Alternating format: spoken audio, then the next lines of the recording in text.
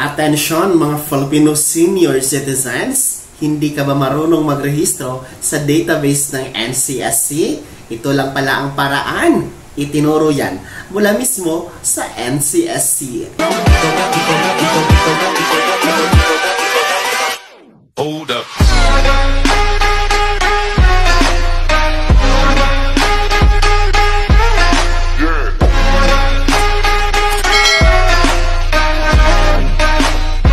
Hello mga ka-vlogs! Welcome dito sa aking YouTube channel. Magandang araw po sa lahat ng mga manonood. Saan po kayong dako sa mundo? Kumusta kayo mga ka-vlogs?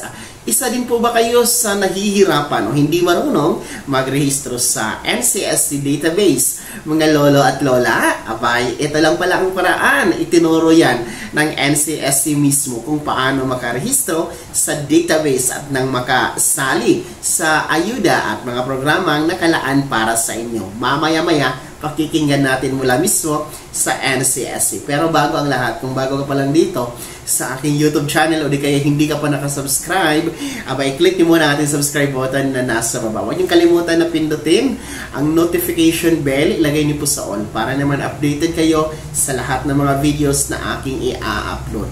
Well, mga Filipino senior citizens, dahil ngayon ay matindi po ang paghihikayat at panawagan ng ating National Commission of the Senior Citizen regarding po dito sa pagpaparehistro sa kanilang database sapagkat malapit na by early as 2025 or 2026 ay fully implementation na talaga, fully 100% transition ang magaganap from DSWD to NCSC para sa mga benepisyo, mga programa, mga ayuda na nakalaan ng o para sa ating mga senior citizens. So, NCSC na po ang mamamahagi. Kaya naman, nararapat na magparehistro sa database ng NCSC. Sa ngayon ay 7 or malapit na tayo sa 7 million nakarehistro dyan sa database and malayo pa siya or kalahati pa talaga no sa target na nasa mahigit 12 million na mga senior citizens ang dapat irehistro dito. So siguro ang iba marami ang nahihirapan o hindi talaga marunong paano mag-register no sa database. Kaya naman narito ang paraan paano kayo makarehistro. Madali lamang ito mga ka-vlogs. Panoorin nyo, intindihin nyo at pakinggang mabuti mula mismo sa NCSC.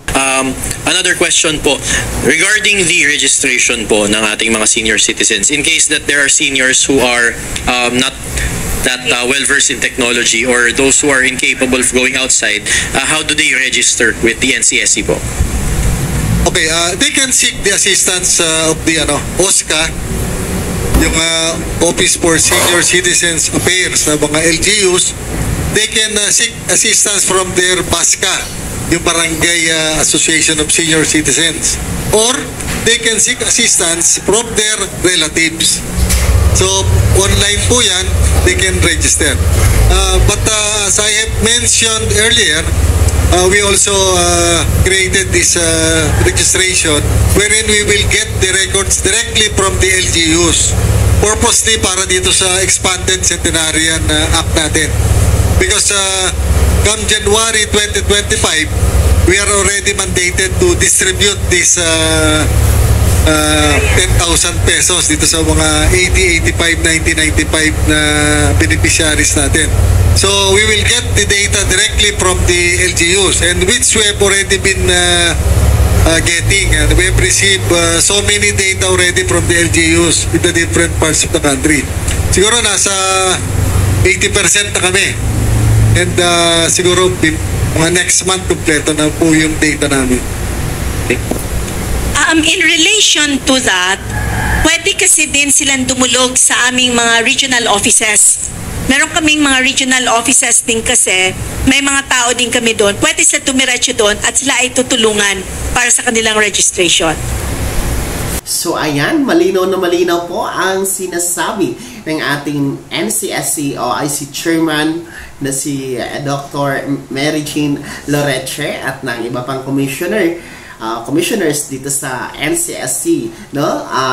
Para sa recap Ang sinasabi po niya, kung hindi kayo marunong magparehistro, no, sa database ng NCSC, pwede kayong magtungo sa OSCA na nasa LGU ninyo o yung Office of the Senior Citizen Affairs.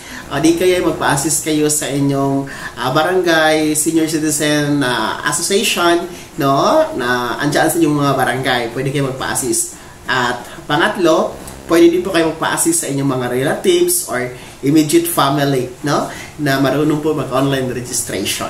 Kung naalala nyo po, meron na din po akong mga videos or meron akong video na in-upload mga ilang buwan ang nakaraan, no? Parang ganito din po yung sinasabi ko, mga tips na binibigay natin, no? Paano magrehistro sa database ng NCSC para sa mga hindi marunong. So parang tugmang-tugma po sa sinasabi at suggestion ng NCSC. Kaya sa mga hindi marunong at hindi pa nakarehistro sa database ng NCSC, gawin nyo po yun, no? At nang kayo ay mapasama na sa database sa inyong impormasyon at na makasali po sa ayuda, programa, mga benepisyo na meron po ang NCSC para sa mga lolo at lola. Kabilang na po yung ating Centenarian Cash Gift, Expanded Centenarian Cash Gift, yung Social Pension, yung ating Universal Social Pension kung magiging batas. Kaya naman mga senior citizens, sino po ba sa inyo dito ang hindi pa rin po rehistrado sa database ng NCSC? Ano po ang rason? Ano po ba ang dahilan? Bakit hanggang ngayon hindi kayo nakarehistro pa? I-comment nyo na sa comment section. Then nasa baba, pakilikip na yung buong pangalan at kung taga saan kayo.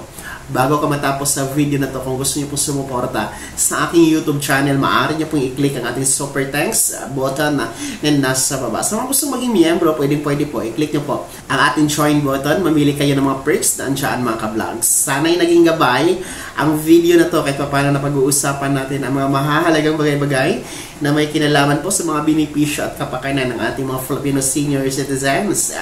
Kung hindi ka pa nakasubscribe dito sa aking YouTube channel, maaari din nyo na i-click ang ating subscribe button na nasa baba. Yung kalimutan na pinutin ang notification bell, ilagay nyo po sa all para naman updated kayo sa lahat ng mga videos na i-upload ko. Maaari nyo din i-like ang video na to at kung meron ka pang mga katanungan, maaari nyo i-komento sa comment section na nasa baba. Paki-follow na din po ang aking official Facebook page na nasa screen nyo. Muli po, ako si Daniel Timpawan na nagsasabing dito sa aking YouTube channel, Pawang Katotohanan at lahat totoo lamang.